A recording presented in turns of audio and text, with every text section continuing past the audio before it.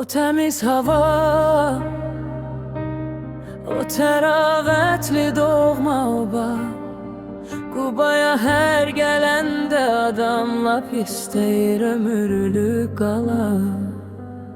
Qubamın gecəsi sakit, ulduzları danışar köhnə xatirələrdən.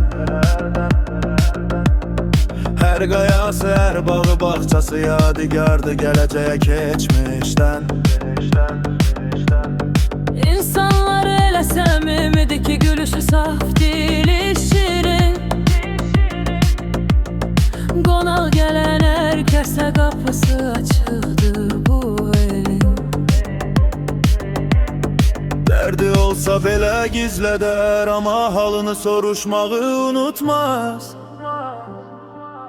Dolmaların bir çay iç deyən səsi qəlbi sidər, insanı yormaz. Qubamın yolları aparır məni yenə uşaqlığıma. Dağların nəfəsi toxunur havasıyla ruhuma. Bu yollar sanki danışır, tanıyır məni çoxdan. Qubada olanda insanın ruhu dincəlir, dərdi çıxır yadından.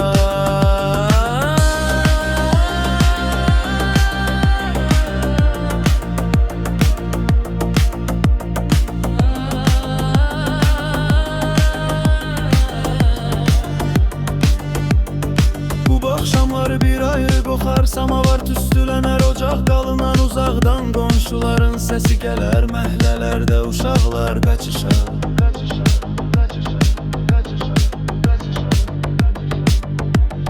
Payız gələndə alma bağları yanar, qırmızı işıq tək. Dünyanın gözəllikləri sanki yığılıb bir yerə tək-tək.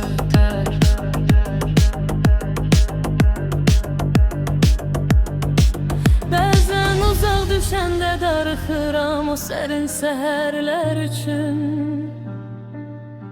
Çayların səsi düşür yadıma, sanki nəğmə çalır bizim üçün. Qubamın yolları aparır məni yenə uşaqlıq.